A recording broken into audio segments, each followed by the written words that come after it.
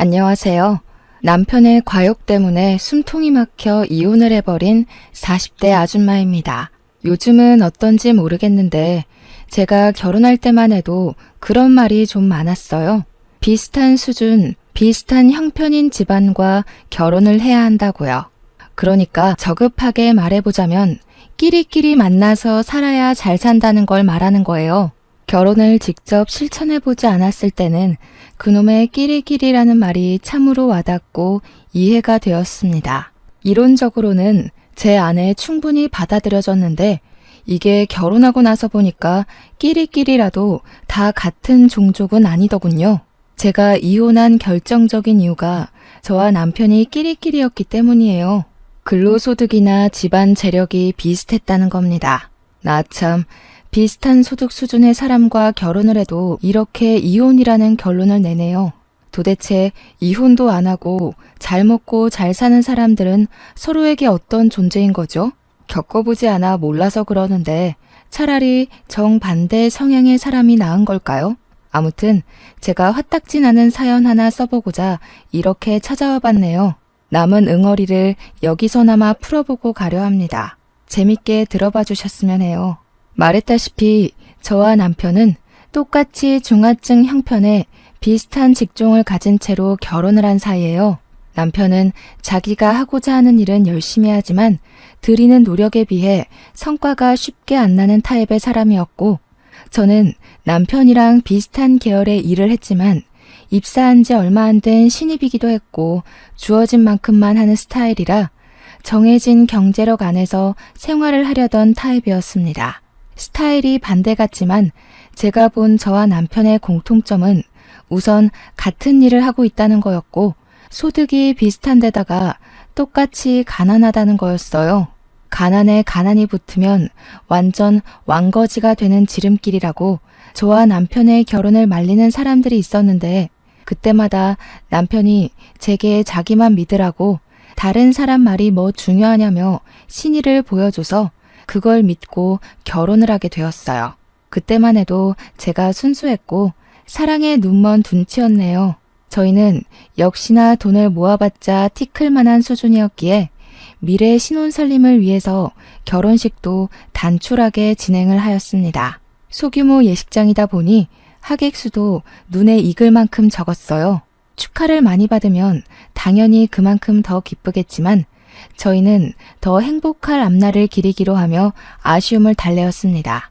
이마저도 저와 남편이 공통적으로 가진 감정이라 서로 더 돈독했던 것 같아요.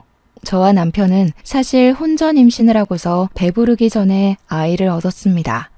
사실 없는 형편의 아이를 얻는 건 아이한테도 못할 짓이잖아요.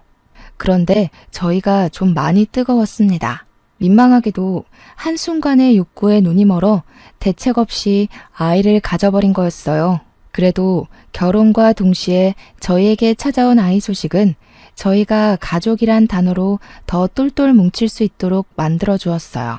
덕분에 저는 신혼여행도 남편의 보필을 잔뜩 받고 3박 4일로 다녀왔습니다. 당연히 해외는 저희에게 사치였고 가까운 제주도를 즐기고 돌아왔네요.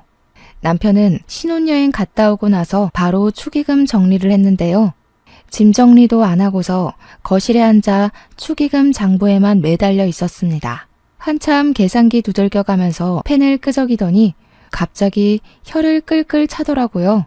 제가 대신 남편 짐을 정리하다 말고 남편한테 왜 그러냐고 관심을 보였는데 글쎄 남편이 뭐라고 한 줄 아십니까? 근데 너 인맥 관리 안 하냐? 축의금 액수가 왜 다 이 모양이야? 계좌에 들어온 액수도 째째하고 평소에 어떻게 살았길래 거금 주는 친구도 하나 없대? 인생 헛살았네 헛살았어.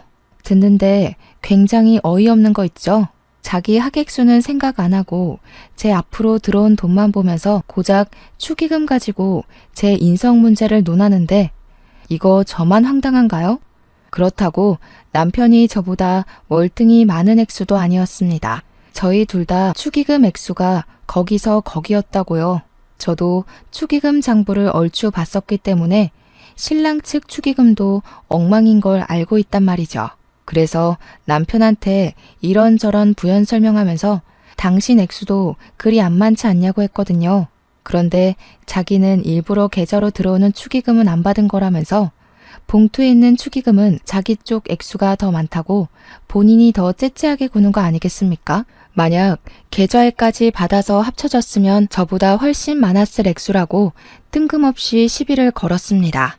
얼탱이없고 재수없었지만 아이까지 생긴 우리 사정에 돈은 더더욱 중요했기 때문에 남편이 축의금에 예민할 수밖에 없는 거라고 애써 이해를 해줬어요. 하지만 제가 정도껏 이해해줬으면 남편도 적당한 선에서 저와 타협을 봐야 하는 것 아닌가요? 남편의 돈 욕심은 혼인신고하고 나서 기세를 타더니 아이를 출산한 뒤부터는 욕심에 부스터가 달린 것 마냥 과해졌습니다. 그렇게 돈이 좋으면 같이 힘보태서 빨리 모아야 될 생각을 해야 되잖아요. 직접 손주를 돌봐주겠다는 시모의 말대로 시모한테 아이를 맡기고 저랑 맞벌이를 계속하면 되는 거 아닙니까? 근데 남편이 그건 또 싫대요. 남의 손에 애를 맡기고 싶진 않다고 꼭 엄마의 품에서 아이를 키워야 건강하고 똑똑하게 큰다면서 저더러 전업주부를 하라고 하는 거 아니겠어요?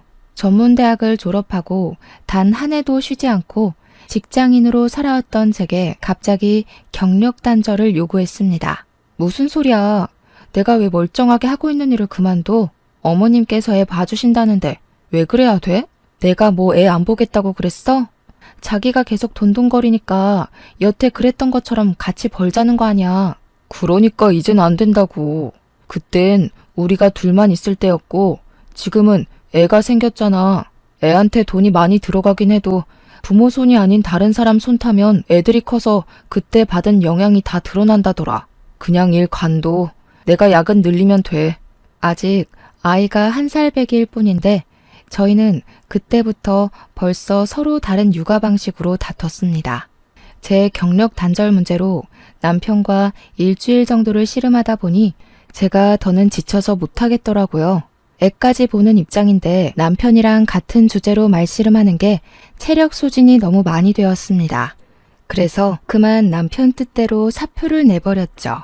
남편 고집이 너무 세니까 시모도 고개를 내줬더군요.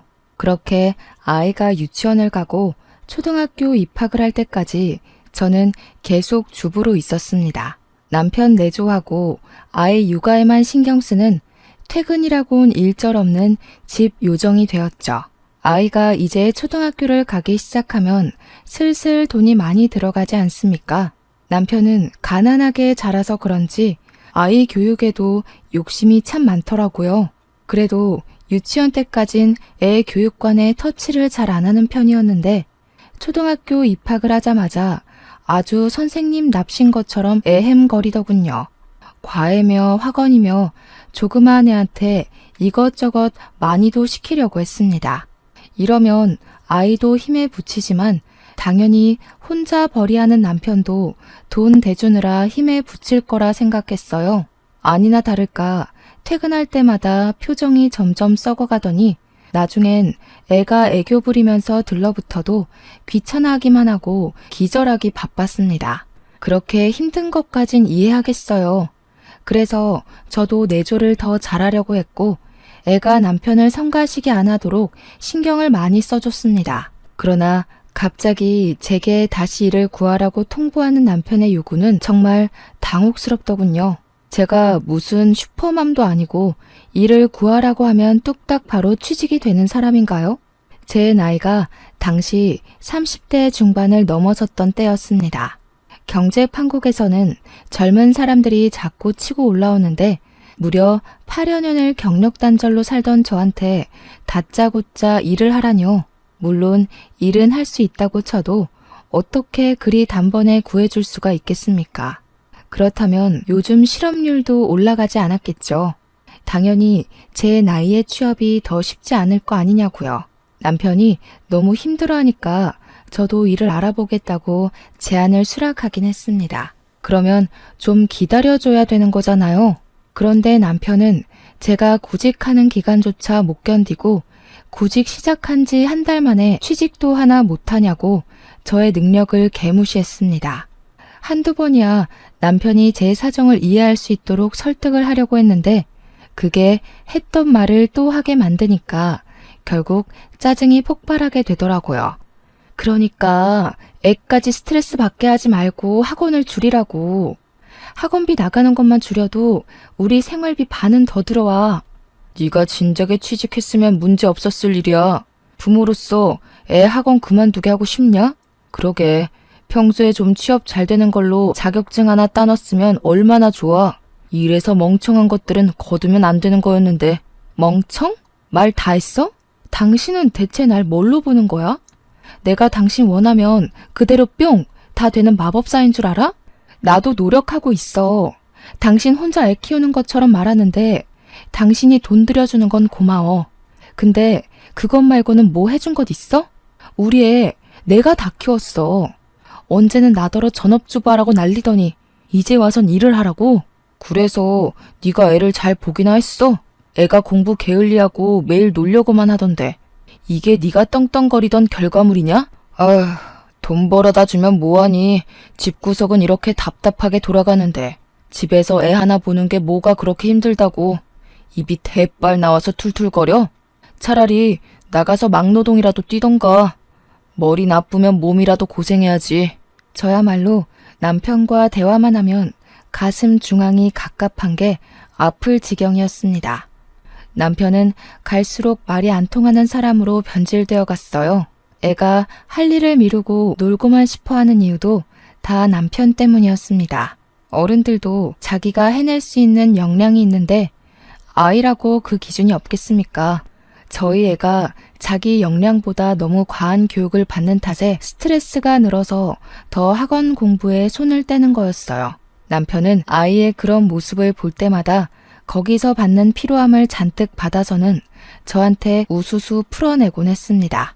그냥 매일같이 싸웠다는 거예요. 제가 취업 준비를 한 지 2개월 차였는데 경력 단절 주부를 뽑아주는 곳이 정말 많이 없었습니다. 아예 전화 연락도 안 오는 것 보니까 지원서부터 떨어지는 게 분명했어요. 저도 충분히 답답한데 지켜보는 남편은 제가 아주 한심해 죽겠나 봅니다. 당신 대학 친구 중에 대기업 다니는 사람 있다고 하지 않았어? 그 친구 인맥 중에 당신한테 자금 도움이라도 줄 만한 사람 없냐? 그 친구랑 연락을 안 한 지가 언젠데 그 친구는 우리 결혼식 때도 안 왔어. 그 전부터 이미 연락 끊긴 사이라서 갑자기 연락하는 것도 웃기고. 저것 봐. 그런 식으로 인맥 관리하니까 네가 결혼 축하도 제대로 못 받는 거야. 같은 과 나왔다면서 그 친구는 대기업 다니고 당신은 겨우 잡일하다가 시집와서 살이나 찌고. 뭐라고? 말이 왜 그따위야? 기가 막혀서.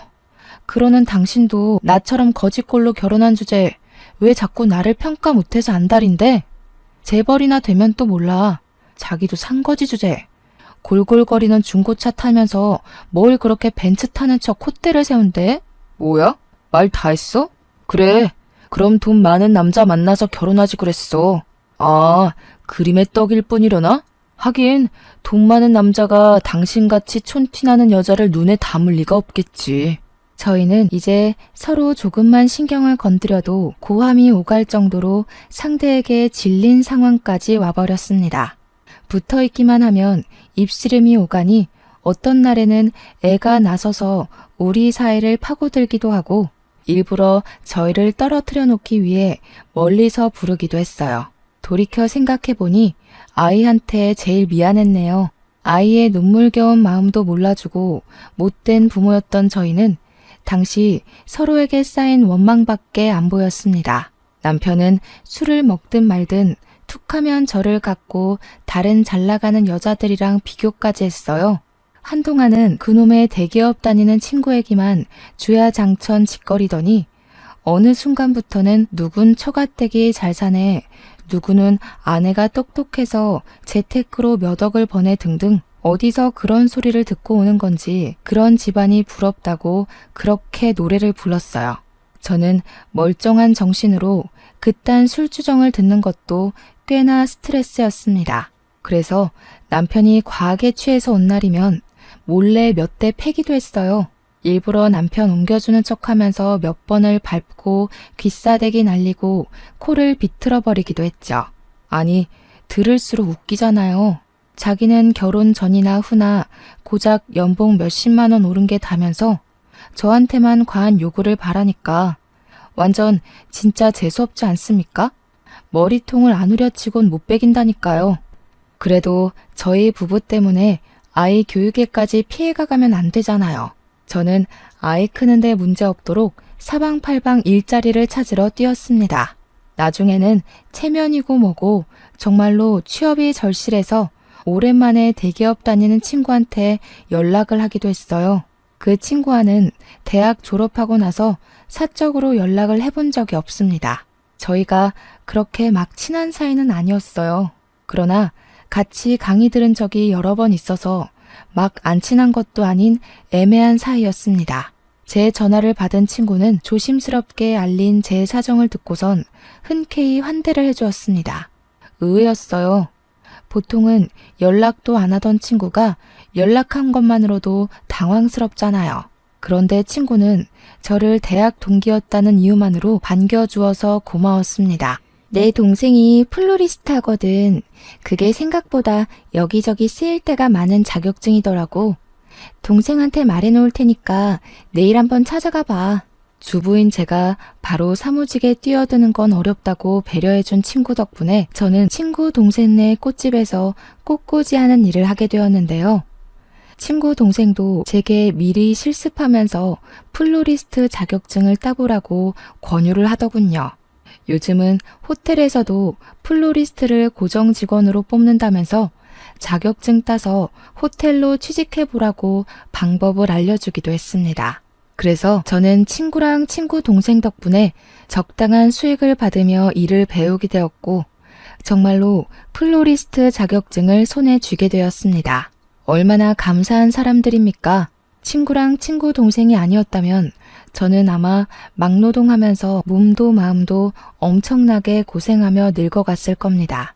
제가 경제활동에 보탬이 되기 시작하니 남편도 불같은 성격을 좀 죽이고 잠잠하게 굴었어요. 전업주부 시절 때보단 그래도 싸울 일을 굳이 만들지 않고 먼저 한 발 물러나 주더라고요. 그렇다고 부부 싸움이 없는 건 아니었습니다. 횟수만 줄었단 거예요. 그리고 제가 플로리스트 자격증을 딴 게 전부 친구랑 친구 동생 덕분이라고 했잖아요. 은혜를 얻었으면 보답을 하는 게 사람으로서 기본적인 도리가 아니겠습니까? 저를 남편의 등살로부터 구제해준 둘에게 너무 고마워서 저는 제 친구랑 친구 동생을 우리 집으로 초대해 식사를 대접하려고 했습니다. 그러나 친구는 일이 너무 바빠서 오지 못했고 친구 동생만 우리 집에 와서 같이 거하게 식사를 했는데요. 오늘 야근 때문에 늦을 것 같다던 남편이 하필 그날 일찍 퇴근해 귀가를 했습니다. 남편은 처음 보는 아가씨가 같이 인사를 나온 걸 보곤 피로에 절어있던 얼굴을 어색하게 펴면서 저한테 누구냐고 물어봤어요. 그래서 친구 동생을 남편한테 정식으로 소개를 해줬더니 남편이 금세 아가씨에게 호의를 보이더군요. 우리 와이프 구제해줘서 너무 고마워요. 언제 한번 인사드리고 싶었는데 이렇게 기회가 되네요. 꽃집 하시는 분이라 그런지 참 미인이세요. 남편의 친절한 모습을 결혼 초에 보고 얼마 만에 보는 건지 남편한테 저런 모습도 있었는데 못 본 지 너무 오래돼서 순간 다른 사람인 줄 알았습니다. 그때만 해도 다른 여자한테 상냥한 남편이 불쾌했다기보단 어이없었을 뿐이었죠. 제게는 친구 동생이 귀인이나 다름없었기에 밉게 보일 리 없었고 남편한테 정뗀 지는 이미 오래되었으니 당연히 제 불만의 화살은 남편을 향할 수밖에요. 저희는 제 아이까지 같이 해서 저녁을 함께 먹었었습니다. 귀인이나 다름없는 손님이 있어서 그런지 간만에 저희 분위기 좋은 식사 시간이 되었어요. 웃기도 참 많이 웃었던 날입니다. 원래 불행은 가장 행복한 순간 뒤에 바짝 붙어 나타난다고 하잖아요. 맞습니다. 저는 오래간만에 행복을 느껴본 이후로 내리막길을 걷게 되었어요. 그 불행이 제게 큰 의미를 준 사람들 때문에 발생했다는 사실은 여전히 제 마음을 아프게 합니다. 플로리스트가 된 저는 친구 동생에게 감사 선물을 표시하고 정말로 호텔에 취직을 하여 일을 하게 되었는데요. 제가 취직하고 나서부터 남편의 야근이 엄청나게 늘어나는 거 아니겠습니까? 한 번은 너무 일 강도를 높여 하는 남편이 걱정돼서 쉬엄쉬엄 하라고 야근에 대해 언급해 봤거든요. 그런데 남편 말로는 애가 점점 더 자라니까 돈도 그만큼 많이 들 거라고 맞벌이 시작했는데 물 들어올 때 노 저어야 되지 않겠냐며 오랜만에 또 돈 욕심으로 불타올라 있었어요. 남편 돈 욕심이야 신혼 초 때부터 꾸준히 봐와서 알기 때문에 또 그런 줄로만 알았죠. 그런데 다들 불행이란 것이 누구한테 제일 먼저 닥쳐오는 줄 아십니까? 바로 순간순간을 방심만 하고 있는 사람들이요. 제가 바로 경계 없이 마음을 터놓고 살다가 바로 옆 사람에게 제대로 호구 잡혔던 인간 중 하나이네요. 한날 대기업 다니는 친구가 퇴근하고 만날 수 있겠냐고 저한테 연락이 왔더라고요. 당일에 연락이 온 거라서 좀 곤란했습니다. 집에 애가 기다리고 있기도 했고 남편한테 사전에 얘기를 안 했거든요. 특히 유부녀는 시간 약속을 자유롭게 잡기 어렵잖아요. 그래서 제가 좀 남처했더니 친구가 너무 중요한 말이라고 잠깐이라도 시간을 내달라길래 할 수 없이 퇴근하고 만났습니다. 호텔 주변 카페에서 기다리고 있던 친구는 심각한 얼굴로 앉아 있었는데요. 제가 반갑게 인사를 해도 표정을 굳히고만 있더라고요. 그러면서 제가 앉자마자 숨 돌릴 틈도 안 주고 테이블 위로 사진 한 장을 내밀었습니다. 그건 다름 아닌 초음파 사진이었고 그걸 본 저는 처음에 친구가 혼전 임신을 한 건 줄 알았어요. 하지만 그 뒤로 이어지는 친구의 말에 저는 충격을 먹고 맙니다. 미안해. 내 동생이 이런 애가 아닌데 네 남편이랑 사고를 쳤나 봐. 보다시피 그 아이 내 동생이랑 네 남편이 바람나서 저지른 일이야. 뭐? 그게 무슨 말이야. 뭔가 오해가 있었나 본데 내 남편이 돈에 미치긴 했어도 지금껏 여자 쪽에는 눈도 안 돌린 사람이야. 뭘 잘못한 거 아니야? 나도 놀랐어. 동생한테 크게 나무라기도 했고. 그런데도 동생은 차마 애를 지우긴 싫나 봐. 네 남편이랑 이미 얘기 끝내서 둘이 키우기로 했다는데 남편한테 들은 거 없어? 제 남편과 친구 동생이 바람이 났다는 것도 충격적인데 임신까지 했다네요. 심지어 둘이서 그 애를 키우겠다고 한 사실은 정말 할 말을 잃게 만들었습니다. 전혀 예상 밖의 일이라서 머릿속이 백지장이 되어버렸어요. 그리고 이 모든 걸 저는 전혀 모르고 이 친구한테 들었다는 것도 수치스러웠습니다. 친구는 제게 계속 미안하다고만 했는데 그게 다였어요. 동생의 부정행위를 알았다면 친언니로서 따끔하게 주의를 줘야 하는 거잖아요. 잘못된 건 잘못된 거라고. 친구 또한 저처럼 심장이 떨려야 되는 게 정상 아닙니까? 그런데 제가 본 친구의 표정은 태연하기만 할 뿐이었어요. 마치 남편과 자기 동생을 갈라놓을 생각이 전혀 없는 사람처럼 보였습니다. 그런데 넌 이걸 나한테 말해주는 이유가 뭔데? 나더러 네 동생 소송하라는 거니? 아니면 나더러 남편 포기하고 네 동생한테 넘기라는 거야? 진정해. 이런 상황 밖으로 소문나면 누구든 좋을 것 없잖아. 내 말은 최대한 시끄럽게 해결하지 말자는 거야. 내 동생한테 따질 거 있으면 앞으로 나 불러서 얘기해줬으면 좋겠어. 내가 네 커리어도 만들어줬는데 이 정도 부탁은 들어줄 수 있지? 내가 이해 못하는 건지 모르겠는데 이 상황에서 그걸 따지는 게 정상인 거니? 내 남편도 미친 짓 했지만 네 동생도 마찬가지 아니야? 그럼 적어도 내 앞에 네 동생을 같이 데려왔어야지. 나한테 사과를 시키는 게 언니로서 해야 될 일 같은데 원하는 게 사과야? 그것만 돼? 그럼 네가 순순히 이혼해 줄래? 그렇다면 나도 너 시간 되는 날 맞춰서 용서빌러 데려올게. 친구가 얼마나 뻔뻔하게 나왔으면 제가 여태까지 토시 하나 안 빠뜨리고 기억을 하겠어요. 분명 떳떳한 입장이 아닐 텐데 친구가 너무 침착하고 태평스러워서 오히려 제가 잘못된 입장인 줄 착각할 정도였습니다. 그것조차도 제겐 배신감으로 다가왔어요. 저는 그날 그 자리에서 살아생전 가장 고통의 무게에 짓눌려야만 했습니다. 불륜이라 그러고 보니 왜 그 방법이 있나 생각도 못했네요. 그 친구네가 넉넉한 편이라는 건 대학 때 이미 알고 있었어요. 친구도 대기업으로 수익이 좋고 동생네 매출도 상당하니까 친정되는 집은 제가 알던 것보다 훨씬 더 풍요로워졌을 겁니다. 그러니 지난 저녁 식사 자리에서 그 사실을 알게 된 남편 눈이 도는 건 100번 양보해서 당연했겠네요. 제 남편이 돈에 미친 사람이라서 돈에만 목맬 줄 알았어요. 여자 집안을 이용해서 살림필 생각을 하고 있는 줄은 전혀 몰랐습니다. 저도 모르게 남편이 그 정도로 막장짓은 하지 않겠지라는 신뢰가 은연중에 있었나 봅니다. 바보 같게도 말이죠. 그렇게 부자인 처갓집 부러워하고 대기업 다니는 여자랑 저를 비교하더니 딱 그런 처가를 알아보고 불륜을 저질렀네요. 남편의 속내가 너무 시커멓게 잘 보여서 화가 나 미치겠더군요. 고작 돈 때문에 남편이 가정을 배반한 셈이지 않습니까? 능력 없는 제가 한없이 초라해지고 버려진 느낌을 도통 지울 수가 없었습니다. 심지어 그날 남편은 외박까지 했어요. 아마 친구가 남편한테 제게 모든 사실을 밝혔다고 언지를 줬던 것 같습니다.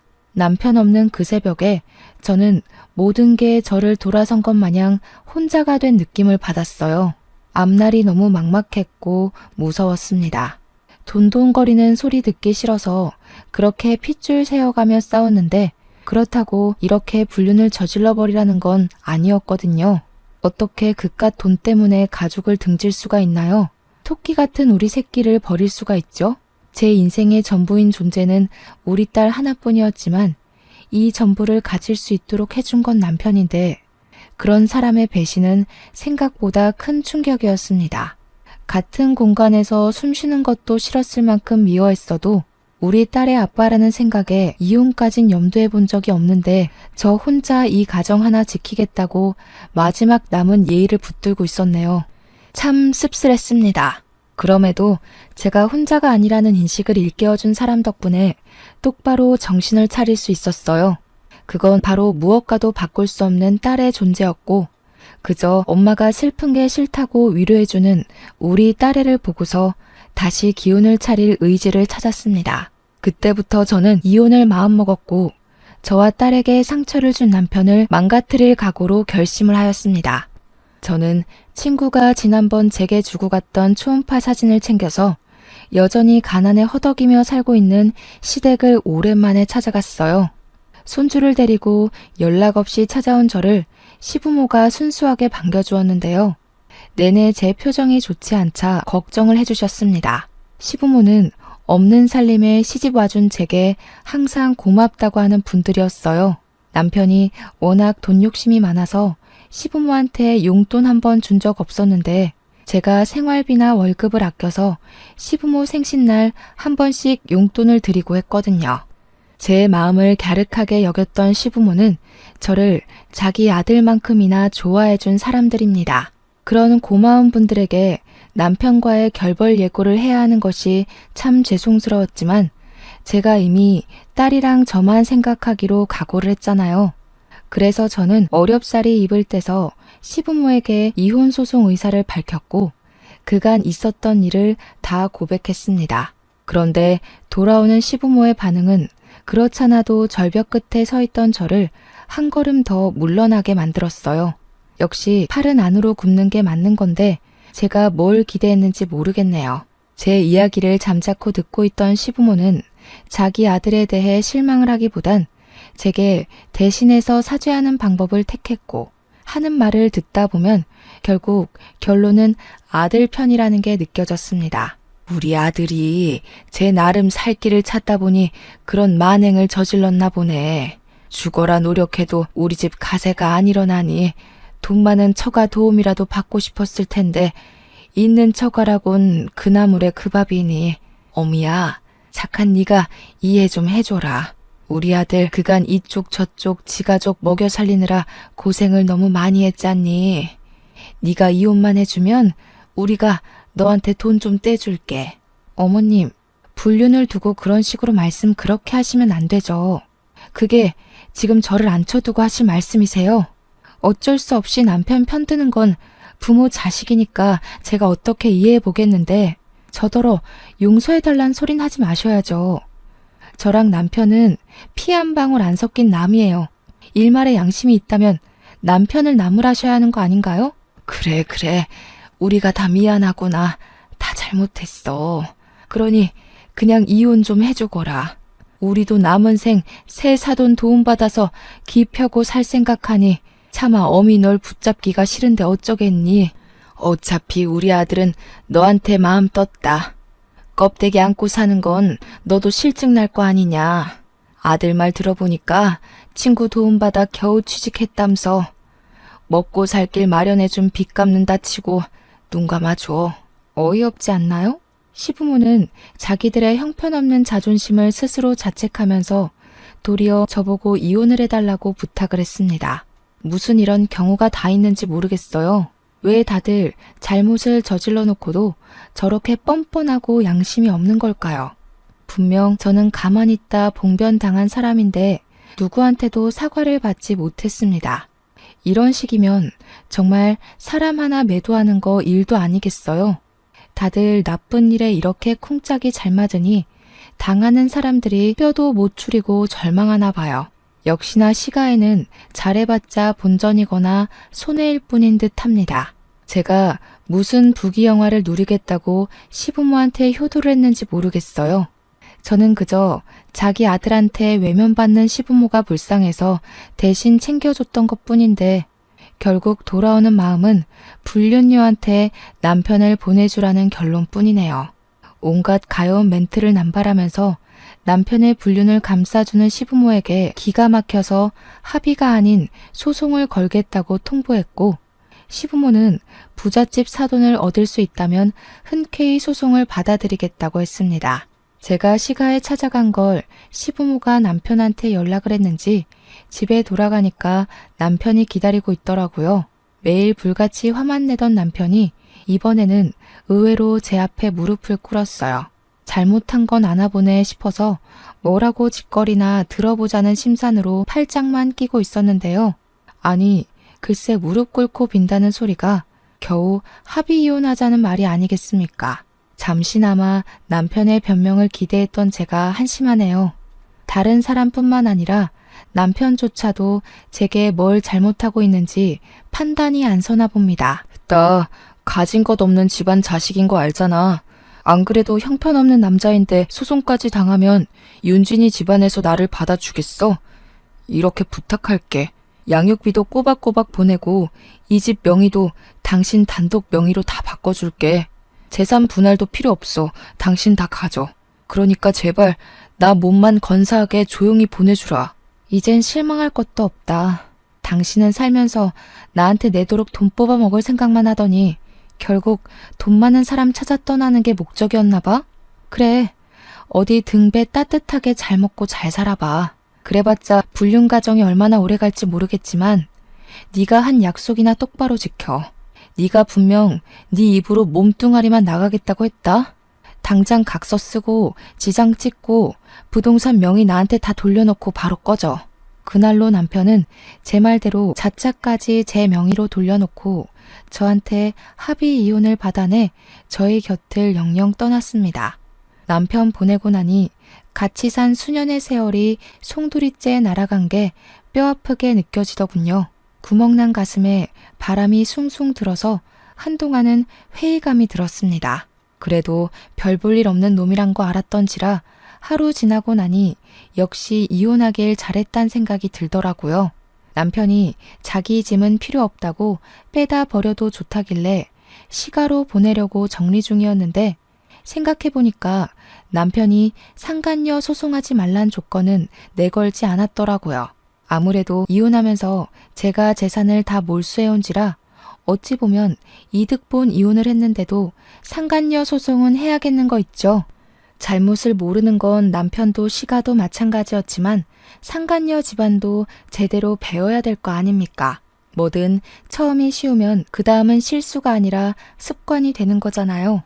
친구한테 받은 은혜를 완벽하게 갚아주지 못해 좀 찝찝했는데 이렇게 잘잘못을 가르치는 참교육으로 보답을 한다면 친구랑 친구 동생한테 큰 배움이 될 거라고 봤습니다. 그래서 소송했어요. 그랬더니 상간녀한테서 바로 전화가 오더라고요. 당연히 안 받았죠. 뒤이어 날라오는 알림을 확인했더니 글쎄 엄청난 쌍욕의 문자가 날라오는 거 아니겠습니까? 불륜에 떳떳한 척하더니 소송 때문에 생기는 빨간 줄은 겁이 났나 보네요. 심지어 친구한테도 전화가 왔는데요. 친구 것도 안 받을까 하다가 아무래도 지난날 뻔뻔했던 표정이 너무 재수없었던지라 고민 끝에 전화를 받았습니다. 역시나 예상했던 대로 친구는 저를 어이없는 이유로 원망하고 있었어요. 이 여식 같은 년이 내가 너한테 일자리까지 구해주고 경력 만들어줬는데 감히 뒤통수를 쳐?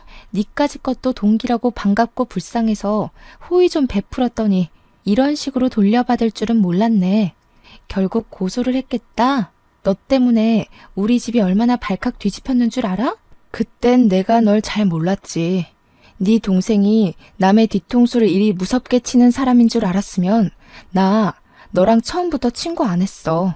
나한테 선의를 베풀었다고 했니? 그 말은 네 입으로 네 동생이 쓰레기라서 사고친 걸 왜 너한테 갚아주냐? 그걸 따지고 싶은 거야? 넌 선의만 베풀었으니 동생 문제는 모르는 일이다. 뭐 그런 거니? 말 좀 똑바로 해봐. 대기업 다니는 년이 문장 구사력이 왜 이렇게 딸려? 진짜 돌았구나. 비렁뱅이 주제에 입에 풀칠할 수 있도록 뒤 좀 봐줬으면 눈치껏 기었어야지.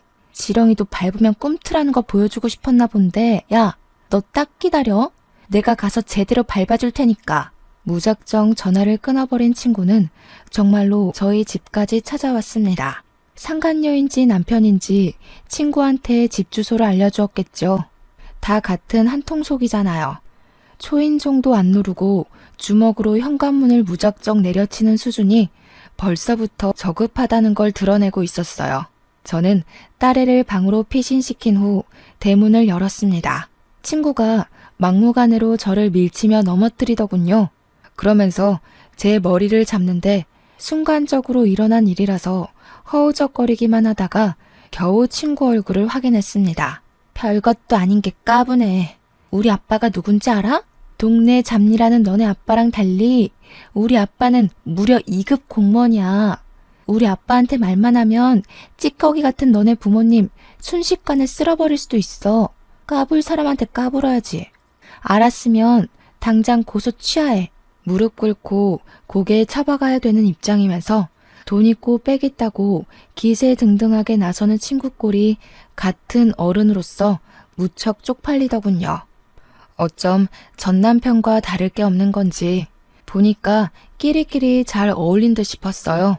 저는 손 뻗으면 닿는 곳에 있는 빗자루를 뽑아다가 친구의 다리를 냅다 쳤습니다. 중심 흔들려 쓰러지는 친구의 머리채를 잡고서 현관문 밖으로 밀어버렸어요. 아, 너네 부모님이 그렇게 가르쳤나 보구나. 집에 돈이 많으니까 온갖 쓰레기짓 다 저지르고 다녀도 얼마든지 돈으로 해결해 주겠다고? 그럼 그렇지. 집안 자체가 저급한 문화를 가졌으니 불륜 정도야 누워서 침 뱉기 수준이겠지. 그런데 어쩌냐? 너는 방금 네 입으로 네 약점을 드러낸 거나 마찬가지야. 나한테 너를 밟을 수 있는 방법을 친히 알려준 셈이라고. 대기업은 무슨... 역시 멍청한 년이네.